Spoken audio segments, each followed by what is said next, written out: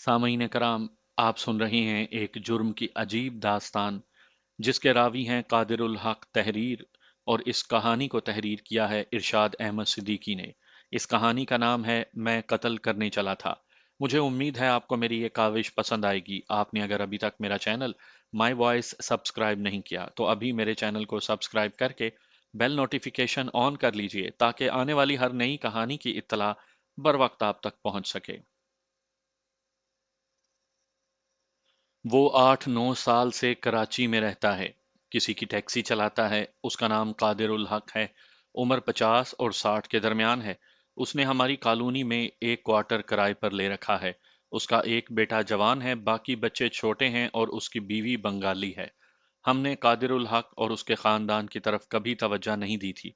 कराची में यही दस्तूर है कि पड़ोसी एक दूसरे की तरफ तवज्जो नहीं दिया करते। हम तो उसके नाम से भी वाकिफ नहीं थे। इतना ही मालूम था कि वो एक टैक्सी ड्राइवर है। एक शाम मैं अपने 3 दोस्तों के साथ क्लिफ्टन गया। हम सब नौजवान हैं, छेड़छाड़ और शरारत से हम बाज नहीं रह सकते। हम बस से क्लिफ्टन उतरे तो एक टैक्सी आकर रुकी। उसमें से 2 लड़कियां निकलीं। टैक्सी ड्राइवर कादिर उल हक था। मेरे एक दोस्त ने लड़कियों पर एक फिक्रा चुस्त किया। दूसरे ने उनके बिल्कुल करीब जाकर कुछ कह दिया। लड़कियां पंजाब की रहने वाली थीं। शर्मा कर वहां से खिसक जाने के बजाय उन्होंने मेरे दोस्तों पर जवाबी हमला कर दिया। वो दोनों हम चारों से ज्यादा सेहतमंद और तवाना थीं। उन्होंने पंजाबी जबान में हमें ऐसी सुनाई कि हमारा पसीना निकल आया। अगर वो हम पर टूट पड़ती तो हम चारों दुबले पतले से लड़के उनसे पिटाई करवा लेते। उनका मुकाबला ना कर सकते। हम चूंकि मुजरिम थे इसलिए भी कुछ नहीं कर सकते थे। कादिर उल हक टैक्सी से निकल आया और हमसे कहा, तुम चारों एक एक थप्पड़ नहीं सह सकते, फौरन भागो यहां से। और हम वहां से भाग गए। दूसरे तीसरे दिन का जिक्र है कि मैं अलल सुबह नाश्ता के सामान लेने के लिए घर से निकला तो कादिर उल हक अपने क्वार्टर से निकला। उसने मुझे पहचान लिया, मुस्कुरा कर मुझे सलाम किया, हाथ मिलाया। बेटा, उसने कहा, तुम मेरे पड़ोसी हो, मेरे बच्चे भी हो। अगर मुझे मौका दो तो कुछ बातें करना चाहता हूं। तुम शायद कॉलेज में पढ़ते हो। मैं अपनी टैक्सी का नंबर पहचानने के सिवा और कुछ भी नहीं पढ़ सकता। मेरी बातें तुम्हें अच्छी नहीं लगेंगी, लेकिन मेरे दिल पर एक बोझ है जो तुम्हारे ऊपर रखना चाहता हूँ। वो ठीक कह रहा था। मैंने हाल ही में बीए का इम्तहान दिया है और वो अनपढ़ आदमी है। मुझे उसकी बात पर ध्यान नहीं देना चाहिए था, लेकिन 2 वजूहात थीं जिनसे मैं मजबूर होकर मैंने उसे कहा कि वो जब कभी फारिग हो मुझे बुला ले। एक वजह यह थी कि मुझ में गरूर और तकब्बुर नहीं, और दूसरी वजह यह थी कि उसने ऐसे अजीब अंदाज से बात की कि मैं उसे टाल ना सका। उसके लहजे में प्यार था। वो दिलचस्प आदमी मालूम होता था। मैं समझ गया कि वो मुझे नसीहत करेगा कि लड़कियों को नहीं छेड़ना चाहिए। फिर उसके साथ मेरी बड़ी लंबी मुलाकात हुई। बात वही निकली। वो मुझे नसीहत करना चाहता था कि लड़कियों को नहीं छेड़ना चाहिए, लेकिन उसने जिस सलीके से बात की उसने मुझे बहुत मुतासिर किया। उन 2 लड़कियों को देखकर तुम्हें अपनी बहन याद नहीं आई थी? उसने मुझसे पूछा। मुझे मालूम है कि तुम्हारी एक बहन जवान है। तुम लोगों की बहनों को छेड़ते हो और उनका पीछा करते हो, और लोग तुम्हारी बहन को छेड़ते और उसका पीछा करते हैं। वो तो पंजाब की लड़कियां थीं। अगर मैं दरमियान में ना आ जाता तो वो तुम्हारी मुरम्मत कर देती। तुम्हारी बहन में इतनी दलेरी नहीं है। ये कहकर वो चुप हो गया और उसने ऐसी बात कही जिसने मेरा खून गरमा दिया। उसने कहा, तुम्हारी बहन को कोई लौंडा आसानी से फांस भी सकता है। अगर ऐसा हो गया तो तुम क्या करोगे? मेरी हालत ऐसी हो गई कि मेरे मुंह से बात नहीं निकलती थी, दिमाग में कोई जवाब आता ही नहीं था। मैं तुम्हें शर्मिंदा नहीं करना चाहता। उसने कहा, 2 बातें कहूंगा। एक ये कि हर लड़की को अपनी बहन समझो, और दूसरी बात हमेशा याद रखो कि खुदा ने हर इंसान को नेक कामों के लिए पैदा किया है। ये खुदा की मर्जी है। मालूम नहीं खुदा तुमसे कौन सा नेक काम करवाना चाहता है, लेकिन तुमने अपना दिमाग गुनाहों की तरफ लगा दिया है। खुदा नाराज होकर तुम्हें गुनाहों में डबो देगा, फिर तुम नेकी से महरूम हो जाओगे। ये कहकर उसने अजीब सी बात कही। कहने लगा, इस शहर में ना कोई बिच्छू नजर आता है, ना कोई सांप जो गुनाहगारों को गुनाहों से रोक ले। बिच्छू और सांप? मैंने हैरान सा होकर पूछा। ये लोगों को गुनाहों से किस तरह रोक सकते हैं? जिस तरह मुझे रोका था, उसने कहा। और एक कहानी सुना दी जो उसकी आप बीती है। ये मैं आपको उसी तरह सुना देता हूं जिस तरह उसने मुझे सुनाई थी। उसमें से गैर जरूरी बातें मैं हजफ कर रहा हूं। मैं आसाम के एक गांव का रहने वाला हूं। میری عمر 14-15 سال ہوئی تو میری ماں مر گئی۔ باپ نے ایک نوجوان لڑکی کے ساتھ شادی کر لی۔ آسام والوں کے رنگ گورے چٹے ہوتے ہیں، یہ لڑکی نوجوان تھی اور رنگ کی وجہ سے بہت خوبصورت بھی تھی۔ اس نے میرے باپ کو اپنا غلام بنا لیا۔ میرا باپ اس وقت بہت بوڑھا نہیں تھا، اس کی عمر شاید 40 سال نہیں ہوئی تھی۔ ہم دیہاتی لوگ تھے، کھیتی باڑی بھی کرتے اور محنت مزدوری بھی کرتے تھے۔ عورتوں کو وہاں مردوں کے ساتھ بہت زیادہ کام کرنا پڑتا تھا۔ میری سوتیلی ماں شہزادی بن کر آئی، وہ کوئی کام نہیں کرتی تھی۔ وہ اپنے کام مجھ سے کرواتی تھی، پانی بھی مجھے بھر کر لانا پڑتا تھا۔ یہ کام عورتوں کا ہوتا تھا، وہ چشمے، ندی یا کنویں سے پانی لایا کرتی تھیں۔ پھر اس جوان ستیلی ماں نے کپڑے بھی مجھ سے دھلوانے شروع کر دیے۔ میں اس سے تنگ آ گیا اور ایک روز کہہ دیا کہ اگر تم مجھ سے اپنا کام کروانا چاہتی ہو تو میرے باپ سے کہو کہ وہ مجھے دوسرے کام نہ بتایا کرے۔ اس پر ہم دونوں میں ناراضگی شروع ہو گئی۔ اس نے میرے باپ کو میرے خلاف کر دیا، باپ پر اس کا اثر تھا، باپ بھی میرے خلاف ہو گیا۔ میری اپنی ماں مجھ سے بہت پیار کرتی تھی، میں اس کا اکیلا بچہ تھا۔ وہ مر گئی تو میں پیار کا پیاسا ہو گیا۔ ماں کی موت کا دل میں بہت غم تھا۔ باپ نے مجھے پیار دینے کے بجائے میرے ساتھ بہت برا سلوک شروع کر دیا۔ میں نے بغاوت شروع کر دی۔ باپ نے مجھے مارا پیٹا اور ایک روز میں گھر سے نکل گیا۔ میں نے سوچا یہ تھا کہ اگر محنت مزدوری ہی کرنی ہے تو اپنی مرضی سے کروں گا اور پیسے کماؤں گا۔ اس لڑکی کی غلامی اور باپ کی مار پٹائی کو میں برداشت نہیں کر سکتا تھا۔ میں شیلانگ چلا گیا جو آسام کا ایک بڑا شہر ہے۔ میں کسی امیر گھرانے کا لڑکا نہیں تھا جسے کوئی تکلیف ہوتی۔ 3-4 دن ایسے ہی گزرے، دن کو کچھ ملا تو کھا لیا، ورنہ رات کو کہیں بھی آسمان تلے لیٹے اور سو گئے۔ ایک روز ایک انگریز فوجی افسر کا سامان اٹھانے کا موقع مل گیا۔ وہ اردو بولتا تھا اور ہم مسلمان ہونے کی وجہ سے اپنی زبان کے علاوہ پٹھانوں کی طرح اردو بول لیتے تھے۔ تم آج میرا رنگ دیکھ رہے ہو، 15-16 سال کی عمر میں میرا رنگ اس سے زیادہ گورا تھا۔ میں نے انگریز کا سامان اس کے بنگلے تک پہنچایا تو اس نے پوچھا کہ میں یہی یعنی کلیوں کا کام کرتا ہوں یا کسی کے گھر کبھی نوکری بھی کی ہے۔ میں نے اسے بتایا کہ میں گھر سے ستیلی ماں اور اپنے باپ کے ظلم سے بھاگا ہوا ہوں اور میں چاہتا ہوں کہ کہیں نوکری مل جائے۔ اسے شاید میرا رنگ روپ پسند آ گیا تھا یا اسے واقعی نوکر کی ضرورت تھی۔ اس نے مجھے جھاڑ پونچھ اور بوٹ پالش کے لیے اپنے پاس رکھ لیا۔ اس کا ایک اردلی بھی تھا جو ہندوستان کے کسی علاقے کا رہنے والا تھا اور اس کا ایک خانسامہ بھی تھا۔ ان دونوں نے مجھے سمجھا دیا کہ انگریزوں کی نوکری کس طرح کی جاتی ہے۔ انہوں نے بوٹ پالش کرنے کا طریقہ بھی بتا دیا، جھاڑ پونچھ بھی سکھا دی۔ مجھے یہ نوکری پسند آ گئی۔ اس بنگلے کے قریب 3-4 اور بنگلے تھے، ان سب میں انگریز رہتے تھے۔ ان کے بھی نوکر، اردلی اور خانسامے تھے۔ ان لوگوں کو جب فرصت ہوتی تو سب ایک جگہ اکٹھے ہو جاتے اور خوش گپیوں سے دل بہلاتے تھے۔ وہ بہت گندی اور بری باتیں کرتے تھے، تاش بھی کھیلتے تھے۔ کبھی کبھی وہ اپنے صاحب لوگوں کی بوتلوں سے تھوڑی تھوڑی شراب چرا لاتے اور اسے وہاں کی بنی ہوئی دیسی شراب میں ملا کر پیتے تھے۔ میں نے پہلے پہل شراب نہیں پی کیونکہ میں مسلمان تھا، لیکن ان میں بڑی عمر کے جو آدمی تھے وہ کہتے تھے کہ ہم بھی مسلمان ہیں، تم کوئی اعلیٰ قسم کے مسلمان تو نہیں، پیو۔ میں نے بھی پینی شروع کر دی۔ یہ لوگ جوا بھی کھیلا کرتے تھے، انہوں نے مجھے بھی جوئے میں شامل کر لیا۔ مجھے پہلی تنخواہ ملی، وہ انہوں نے جیت لی۔ مجھے بہت غصہ آیا۔ ان میں سے ایک سے کچھ پیسے ادھار لیے، میں نے 2 بازیاں جیتیں اور ادھار اتار دیا۔ اسی جیت ہار نے مجھے جوئے کا عادی بنا دیا۔ نوکری کو ابھی 2 مہینے پورے ہوئے تھے۔ دوسرے مہینے کی تنخواہ ملی تو وہ ایک ہی رات میں ہار دی۔ ادھار لیا تو یہ رقم بھی ہار دی۔ مجھے اور ادھار کسی نے نہ دیا۔ تم نہیں جانتے کہ جوئے باز جب ہار جاتا ہے تو اس کا کیا حال ہوتا ہے۔ میری عمر ابھی کچی تھی، میرا تو بہت برا حال ہوا۔ میں نے کہا کہ ہاری ہوئی رقم ضرور واپس لوں گا، لیکن میرے پاس ایک پیسہ بھی نہیں رہا تھا۔ میرا صاحب اکیلا رہتا تھا اس لیے سارے پیسے اپنی جیب میں رکھتا تھا۔ ایک روز اس نے کچھ پیسے جو نوٹ تھے الماری میں رکھے۔ تھوڑی دیر بعد اسے کہیں سے بلاوا آ گیا اور وہ دوڑتا ہوا باہر چلا گیا۔ اس وقت جنگ عظیم شروع ہو چکی تھی۔ ادھر آسام اور برما میں کوئی جنگ نہیں تھی۔ میرا صاحب چلا گیا تو مجھے یاد آ گیا کہ اس نے کپڑوں والی الماری میں پیسے رکھے تھے۔ میں نے اچھا برا بالکل نہیں سوچا۔ میں نے الماری کا ایک کواڑ ذرا سا کھولا، نوٹ پڑے نظر آئے۔ پوری الماری کھولے بغیر میں نے اندر ہاتھ ڈالا۔ اس سے پہلے میں نے کبھی چوری نہیں کی تھی۔ میرا ہاتھ کانپ رہا تھا۔ جوں ہی ہاتھ نوٹوں تک پہنچا، میری درمیانی انگلی میں سوئی سی اتر گئی۔ اس قدر زیادہ درد ہوا جو میں بیان نہیں کر سکتا۔ میں جان گیا کہ یہ سوئی نہیں، کسی زہریلی چیز کا ڈنک ہے۔ میں نے تیزی سے ہاتھ کھینچ لیا، الماری پوری کھول کر دیکھا، وہاں ایک بچھو ادھر ادھر دوڑتا پھر رہا تھا۔ انگریزوں کے یہ بنگلے شہر سے کچھ دور جنگل کے علاقے میں تھے، وہاں سانپ اور بچھو اکثر نظر آتے تھے۔ جس بچھو نے مجھے کاٹا وہ جامنی رنگ کا زہریلا بچھو تھا۔ میری چیخیں نکل گئیں، صاف پتہ چل رہا تھا کہ زہر میرے بازو کے اندر جا رہا ہے۔ نوٹ وہیں پڑے رہے۔ میری چیخیں سن کر اردلی اور خان سامہ دوڑے آئے۔ میں نے انہیں بتایا کہ الماری میں کپڑے رکھتے ہوئے بچھو نے کاٹ لیا ہے۔ اردلی نے الماری میں دیکھا اور اس نے بچھو کو مار دیا۔ خان سامہ نے ایک بلیڈ سے وہ جگہ ذرا کاٹ دی جہاں بچھو نے ڈنک مارا تھا۔ اوپر سے بازو دبا دبا کر میرا خون نکالنے لگا۔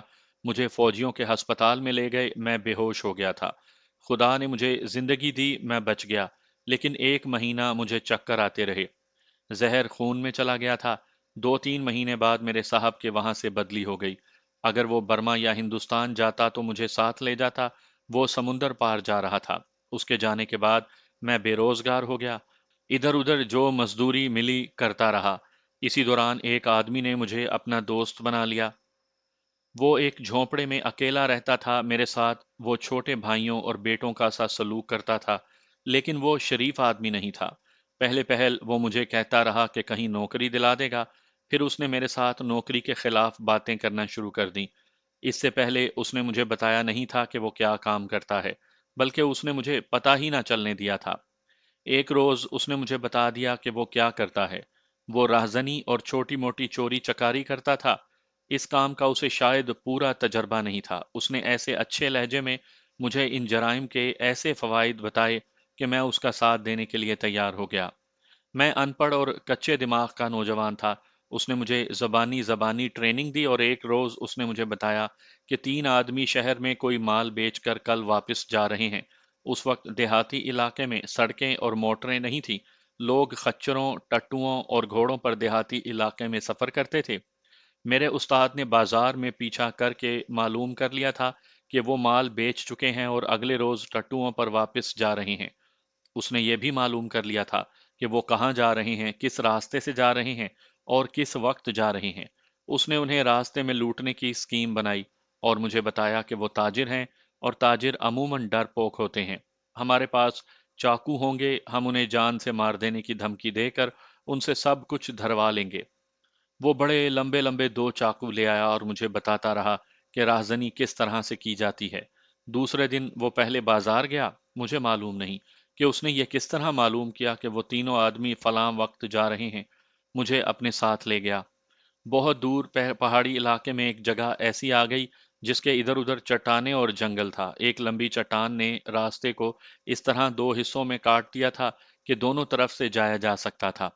یہ تو معلوم نہیں تھا کہ وہ تینوں کون سا راستہ اختیار کریں گے۔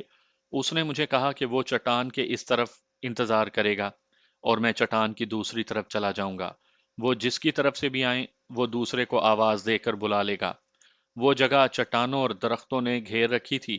میں دوسری طرف چلا گیا۔ وہاں جب میں اکیلا کھڑا ہوا تو میں اس جرم سے ڈرنے لگا۔ میں نے ایک چوری کی تھی جس کی سزا وہیں مل گئی تھی۔ میں نے چوری کا خیال بھی کبھی دل میں نہیں آنے دیا تھا۔ میرے استاد نے مجھے ایسی اچھی باتیں بتائی تھیں کہ میں نے اس کے تصور سے دل کو خوش کر لیا۔ میری آنکھوں کے سامنے وہ دولت آ گئی جو ہم لوٹنے والے تھے۔ بہت سارا وقت انتظار میں گزر گیا۔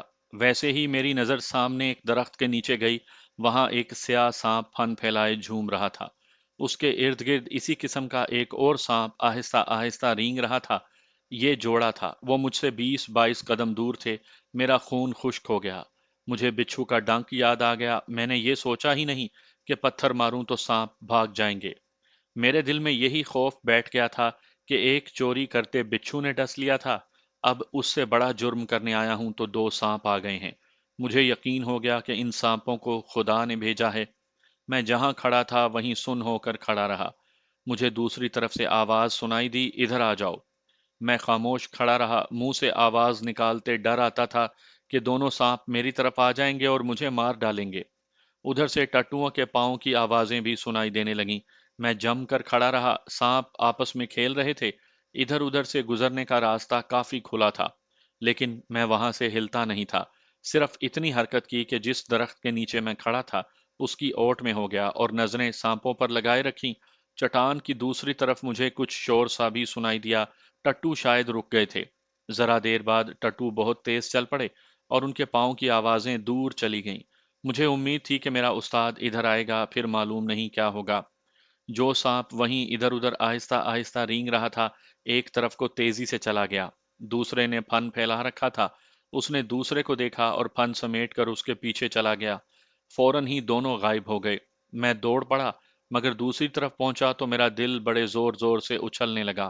خوف نے میرا گلا گھونٹ لیا۔ میرا استاد اوندھے منہ پڑا تھا۔ اس کے سر سے خون بہہ رہا تھا۔ میں نے اسے سیدھا کیا۔ اس کا چہرہ خون میں ڈوبا ہوا تھا اور وہ مر چکا تھا۔ اس کا چاقو قریب ہی پڑا تھا۔ میں جو کچھ سمجھ سکا وہ یہ تھا کہ اس نے ان تین آدمیوں کو اکیلے ہی روکا اور انہیں چاقو سے ڈرایا ہوگا۔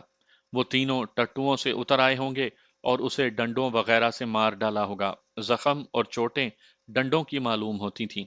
اس کی لاش دیکھ کر مجھے خیال آیا کہ جنگلوں اور بیابانوں میں رقم اپنے ساتھ لے کر چلنے والے ڈرپوک نہیں ہو سکتے، اور وہ ہتھیار اپنے ساتھ رکھتے ہوں گے۔ مجھے سانپوں نے موت سے یا اس جرم سے بچا لیا، لیکن اپنے استاد کی لاش نے میرے ہوش گم کر دیے۔ میں نہیں سمجھ سکتا تھا کہ کیا کروں۔ یاد نہیں کہ میں وہاں کتنی دیر بیٹھا رہا۔ وہاں قریب سے راستہ مڑتا تھا۔ میں نے سر نیچے کو کر رکھا تھا۔ مجھے اتنا بھی ہوش نہیں تھا کہ کوئی آ رہا ہے۔ مجھے اس وقت ہوش آیا جب کسی نے میرا سر اٹھایا۔ دو آدمی کھڑے تھے، ایک کے ہاتھ میں بندوق تھی، دوسرے نے بہت سے مرے ہوئے پرندے رسی سے بندھے ہوئے اٹھا رکھے تھے۔ وہ شکار کھیل کر آئے تھے۔ بندوق والے نے بندوق کی نالی میرے قریب کر کے پوچھا، یہ کون ہے؟ کس نے مارا ہے اسے؟ میں نے اسے نہیں مارا، میں نے گھبرا کر کہا۔ معلوم نہیں یہ کون ہے، یہ میرا دوست تھا، خدا کی قسم میں نے اسے نہیں مارا۔ میری گھبراہٹ اور بے تکے جواب نے انہیں شک میں ڈال دیا۔ مجھے اپنے آگے لگا کر وہ مجھے شہر لے گئے اور پولیس اسٹیشن لے جا کر تھانے دار کے سامنے جا کھڑا کیا۔ تمام راستہ بندوق کی نالی میری پیٹھ کے ساتھ لگی رہی۔ انہوں نے تھانے دار کو بتایا کہ یہ لڑکا ایک لاش کے پاس بیٹھا ہوا تھا۔ تھانے دار کو بھی میں نے جو جو جواب دیا وہ شک پیدا کرتا تھا۔ پولیس مجھے اپنے ساتھ لے گئی، لاش وہیں پڑی تھی۔ میں نے تھانے دار کو صاف بات بتا دی، یعنی یہ کہ ہم ان تین آدمیوں کو لوٹنے آئے تھے۔ میں نے یہ بھی بتایا کہ مجھے سانپوں نے روکے رکھا۔ پولیس مجھ پر اعتبار کیوں کرتی؟ ثبوت کی ضرورت تھی۔ مجھے پولیس اسٹیشن میں قید کر دیا گیا۔ تھانے دار ان تین آدمیوں کا سراغ لگانے لگا جو مال بیچ کر گئے تھے۔ یہ تو مجھے معلوم نہیں تھا کہ انہوں نے کس کے پاس مال بیچا اور مال کیا تھا۔ مجھے پولیس اسٹیشن میں بہت بری طرح مارا پیٹا گیا۔ تیسرے دن بازار سے ان آدمیوں کا سراغ مل گیا۔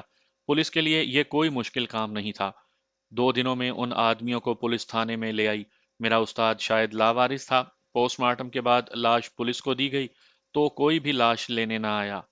پولیس نے معلوم نہیں اسے دفن کر دیا یا جلا دیا۔ ان تین آدمیوں کو میرے سامنے کھڑا کر کے پوچھا گیا کہ یہی تھے وہ آدمی۔ میں نے انہیں دیکھا ہی نہیں تھا، اس لیے کہہ دیا کہ میں انہیں نہیں پہچانتا۔ انہوں نے کہا کہ وہ مجھے نہیں پہچانتے، اور انہوں نے یہ بھی کہا کہ انہوں نے کسی کو نہیں مارا اور وہ اس راستے سے واپس گئے ہی نہیں۔ مجھے جو شکاری پولیس اسٹیشن لے گئے تھے انہوں نے کہا کہ انہوں نے اس راستے سے گزرتے کوئی ایسے آدمی نہیں دیکھے جو ٹٹوؤں پر سوار ہوں۔ میرے جسم کو پولیس نے توڑ دیا تھا اور میرا دماغ کام نہیں کرتا تھا۔ میں صرف روتا اور قسمیں کھاتا تھا۔ جو قتل ہو گیا تھا وہ بھی لاوارث تھا اور میرا بھی کوئی نہیں تھا۔ میں ویسے ہی پولیس اسٹیشن میں پڑا رہا۔ کبھی مجھے قید سے نکال کر پولیس اسٹیشن کی صفائی پر لگا دیتے، کبھی تھانے دار اپنے گھر لے جا کر مجھ سے اپنے باغیچے میں کام کرواتا۔ میں اس کی منتیں کرتا رہتا کہ مجھے چھوڑ دے، مگر وہ چھوڑتا نہیں تھا۔ اس نے میری مار پٹائی ختم کر دی۔ 1 مہینے سے زیادہ عرصہ گزر گیا تو تھانے دار نے مجھے کہا کہ وہ مجھے اس شرط پر چھوڑ دے گا کہ میں وہاں سے بھاگوں نہیں اور اس کے بتائے ہوئے کام کروں۔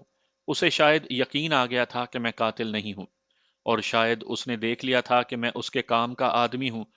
وہ مجھے وہاں مفت نہیں رکھ رہا تھا، کہتا تھا کہ روٹی، کپڑا اور اجرت ملتی رہے گی۔ میرے دونوں کام ہو گئے، رہائی بھی مل گئی اور نوکری بھی۔ کام شریفوں والا نہیں تھا۔ ایک آدمی کو میرا استاد بنا دیا گیا۔ تمہیں شاید معلوم ہوگا کہ پولیس کو خفیہ آدمیوں کی ضرورت ہوتی ہے، جو شہر اور ارد گرد کے علاقے کی خبر رکھتے ہیں اور مشکوک آدمیوں کی رپورٹیں تھانے دار کو دیتے رہتے ہیں۔ یہاں کراچی میں بھی ایسے ہی ہوتا ہے، اور ہر جگہ ایسے ہی ہوتا ہے۔ میں نے اس کام کی ٹریننگ لے لی۔ ایک روز ایک آدمی پولیس اسٹیشن میں آیا۔ راہزنوں نے اسے لوٹ لیا تھا۔ थानेदार ने उसकी रिपोर्ट लिखी और उसे रुखसत कर दिया। 4-5 दिनों के बाद थानेदार ने मुझे एक गांव का नाम बताया, रास्ता भी बताया और एक आदमी का हुलिया भी बताया और कहा कि उसे कहना कि मुझे राज ने भेजा है। और क्या बात है कि तुमने इतने दिन गुजार दिए हैं?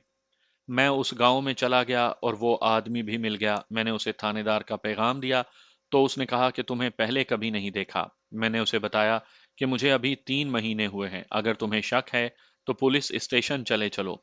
वो मुझे अपने घर ले गया। 400 रुपए देकर कहा कि उन्हें कहना कुल 1200 था। मैंने ये रकम थानेदार को ला कर दे दी। उसमें से उसने 25 रुपए मुझे दिए। जिस आदमी ने राहजनी की रिपोर्ट दर्ज करवाई थी वो कई बार मेरी मौजूदगी में थानेदार के पास आया। एक रोज मैंने उससे पूछा कि उसकी कुल कितनी रकम है। उसने कहा 1200 रुपए। वो आता रहा और मायूस होकर जाता रहा। फिर उसने भी आना छोड़ दिया। मैं 1 साल थानेदार के काम करता रहा। चोरी और राहजनी की कई एक वारदातें हुई और जिनमें आधे मुजरिम पकड़े भी गए। बाकी मालूम होने के बावजूद कि कौन है नहीं पकड़े गए, क्योंकि मैं उनके पास जाकर थानेदार का हिस्सा ले आता था। मैंने 3-4 बार उसे कहा कि मुझे ये काम पसंद नहीं, इसलिए मुझे छुट्टी दे दे। उसके जवाब में हर बार उसने कहा, तो चलो अंदर, तुम्हारा कत्ल का केस तो मैंने बड़ी मुश्किल से दबा रखा है, कहते हुए तो कल ही कोर्ट में ले जाकर सजाए मौत दिला दूंगा। मैंने देख लिया था कि ये थानेदार क्या कुछ कर सकता है। डाकू और राहजन इसके हाथ में थे, कानून इसके हाथ में था। मुझ में इतनी अकल तो थी नहीं कि मैं उसे कहता कि 1 साल से ऊपर अरसा गुजर गया है, तुमने कत्ल का केस गोल कर रखा है और मैं उन तमाम मुजरिमों को जानता हूं जिनसे तुम हर वारदात का हिस्सा लेते हो। मगर मैं उससे इतना डरा हुआ था कि उसके आगे ऊंची सांस भी नहीं लेता था। मैंने तुम्हें बताया है कि दूसरी जंग अजीम शुरू हो चुकी थी, जंग बर्मा की तरफ भी आ गई। इसका हमें इस तरह पता चला कि बर्मा से लोग जो आसाम, बंगाल और हिंदुस्तान के रहने वाले थे और वहाँ कारोबार और मुलाजमत करते थे, प्यादा भागे आ रहे थे। जापान की फौजें बर्मा में आ गई थीं। उस वक्त बर्मा अंग्रेजों के पास था। उनकी फौज को जापानियों ने बहुत बुरी शिकस्त देकर भगा दिया। लोगों के काफले और कुनबे सख्त बुरी हालत में भागे आ रहे थे। आसाम में अभी गड़बड़ नहीं थी। वहां के लोगों पर खौफो हरास छा गया था। एक रोज थानेदार ने रात के वक्त मुझे अपने घर बुलाया। उसके पास एक और आदमी बैठा था। तुम एक आदमी को कत्ल कर चुके हो, थानेदार ने मुझे कहा। एक और आदमी को कत्ल कर दो तो तुम्हारे पहले कत्ल के कागजात तुम्हारे सामने जला दूंगा और जो इनाम मांगोगे मिलेगा। उसके पास बैठे हुए आदमी ने कहा, मैंने एक बार फिर कस्में खाई कि मैंने उसे कत्ल नहीं किया था। थानेदार ने फिर अपनी धमकी दोहराई और उसके दोस्त ने रुपए पैसे का लालच दिया। थानेदार ने यह भी कहा कि काम कर दोगे तो इनाम भी मिलेगा और कत्ल के केस से भी हमेशा के लिए छूट जाओगे। अगर भागोगे तो एक दिन में पकड़े जाओगे। तुमने देख लिया है कि मेरा जाल कितनी दूर तक बिछा हुआ है। अब तुम कत्ल की जो वारदात करोगे उसमें तुम्हें पूछेगा भी कोई नहीं। उन दोनों ने मुझे तैयार कर लिया। तय ये हुआ कि वो आदमी मुझे अपने गांव ले जाएगा जिसे कत्ल करवाना है। वो आदमी मुझे दिखा देगा, उसे किसी तरह बाहर लाएगा और मैं उसे कत्ल करके भाग आऊंगा। मैं उस आदमी के साथ उसके गांव जा रहा था। रास्ते में उसे कहा कि वो मुझे साफ साफ बता दे कि ये किस्सा क्या है। उसने बताया कि उसने एक नौजवान लड़की के साथ शादी की है। ये आदमी उसकी बीवी को वर्गलाता रहता है और उसकी बीवी ने उसके साथ दरे पर्दा दोस्ती कर ली है। ये थानेदार उस आदमी यानी खामिन का दोस्त या गालिबन रिश्तेदार था। उसने थानेदार को बताया कि वो उस आदमी को किसी से कत्ल करवाना चाहता है। थानेदार ने उसे कहा कि वो ऐसी गलती ना करे, क्योंकि किराए के कातिल पकड़वा भी दिया करते हैं। थानेदार ने दोस्ती या रिश्तेदारी का हक अदा करने के लिए उसे कहा कि वो उसे इस काम के लिए अपना आदमी देगा, जिसके पकड़े जाने का खतरा नहीं होगा। मेरे पकड़े जाने का वाकई कोई खतरा नहीं था, क्योंकि मैं पुलिस का ही आदमी बन चुका था। और ये खतरा भी नहीं था कि मैं धोखा दूंगा, क्योंकि मेरी दुखती रग थानेदार के हाथ में थी। मैं उसके साथ जा रहा था, उसकी बातें सुनी और मैं सोचता रहा कि मैं कत्ल कर सकूंगा या नहीं। यह मेरे लिए नामुमकिन था, लेकिन मैं कत्ल के लिए जा रहा था। रास्ते में हमें बर्मा से आने वाले कई लोग मिले। उनमें से बाज ने किराए के टट्टुओं और खच्चरों पर सामान और बच्चों को लाद रखा था। बाज से हमने बर्मा के हालात पूछे तो उन्होंने बताया कि जापानी फौजें इस तरफ बहुत तेज रफ्तारी से आ रही हैं। ये लोग दहशत फैलाते जा रहे थे। आसाम के उस सरहदी इलाके के लोग भी भागे आ रहे थे जो बर्मा से मिलता था।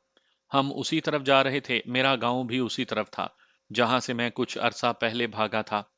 हमें चलते चलते दिन गुजर गया। उस आदमी का गांव बहुत दूर था।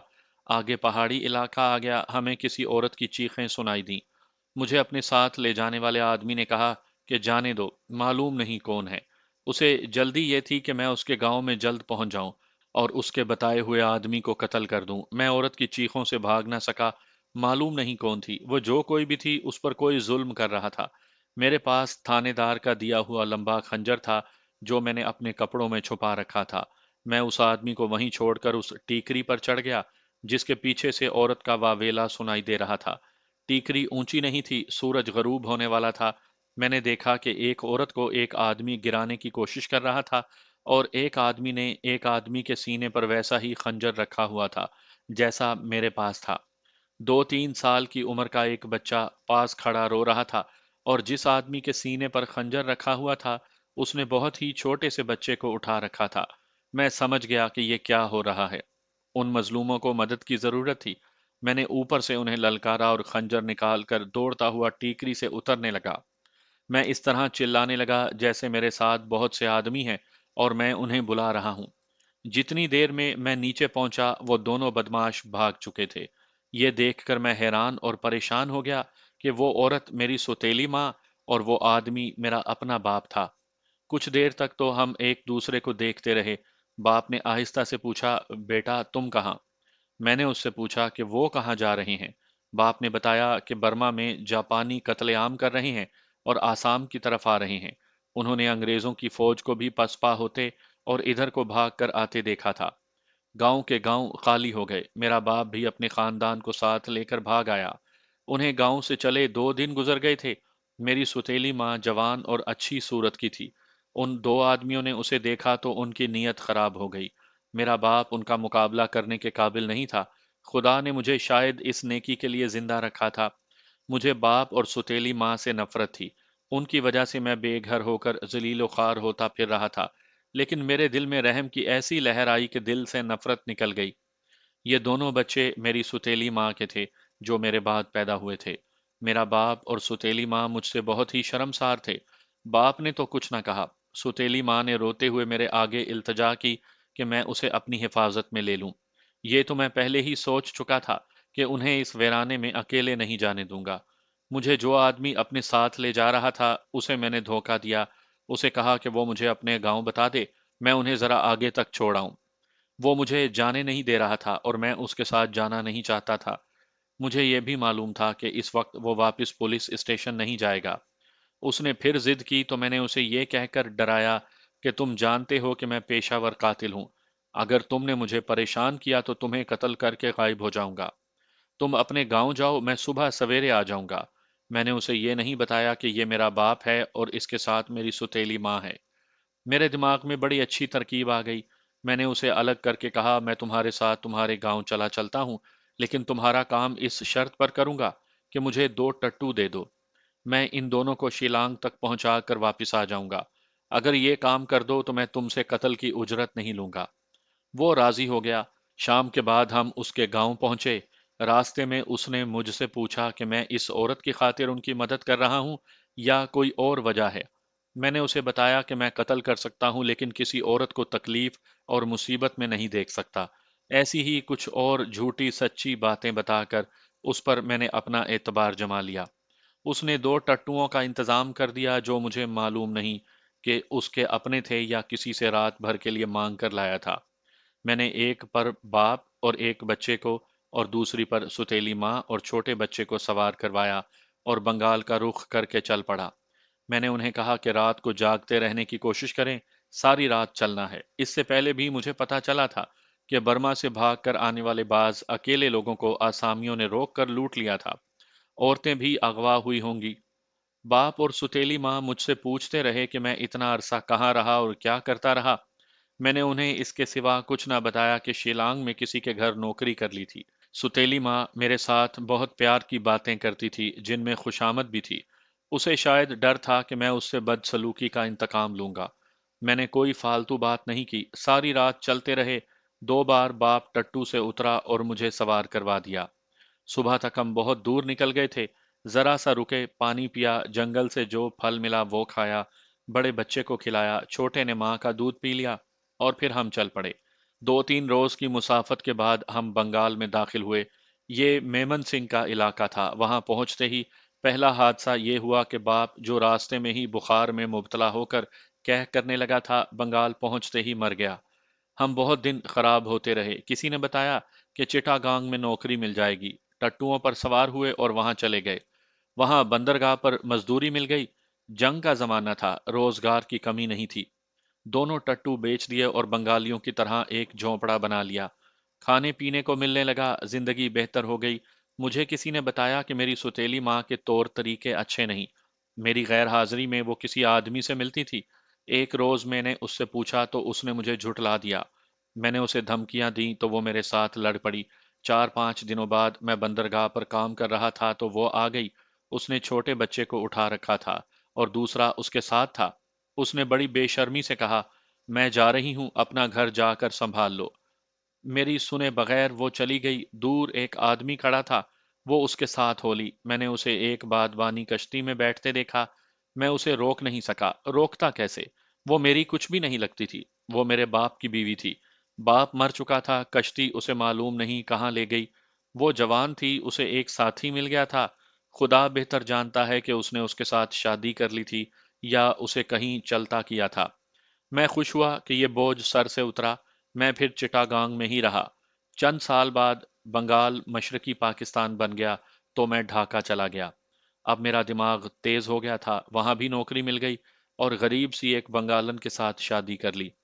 ڈھاکہ مشرقی پاکستان کا دارالحکومت بنا تو اس شہر کی قسمت جاگ اٹھی۔